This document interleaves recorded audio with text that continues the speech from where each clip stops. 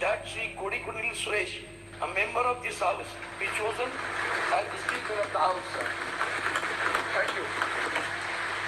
Sri N.K. Premchandran.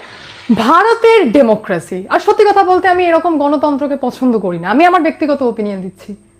যে মহিলা পার্লামেন্টের সুরক্ষা পর্যন্ত টাকার জন্য বিক্রি করে দিলেন, যাকে সেখান থেকে ঘাড় ধাক্কা দিয়ে বের করে দেওয়া হয়েছিল সংসদ থেকে, যেটা ওপেন হয়ে গেছে যে হ্যাঁ তিনি বিক্রি করেছেন, যাকে বিক্রি করেছেন সেও অ্যাকসেপ্ট করেছে, সমস্ত কিছু মানুষের সামনে ওপেন, তারপরেও সেই মানুষ যখন জনপ্রতিনিধি হয়ে মানুষের ভোট পেয়ে সেই পার্লামেন্টে বসে থাকে যে পার্লামেন্টে বসে বসে দেশের সুরক্ষাকে বিক্রি করেছে, এইরকম টাইপের তো এমপি নিয়ে কি করব আমরা?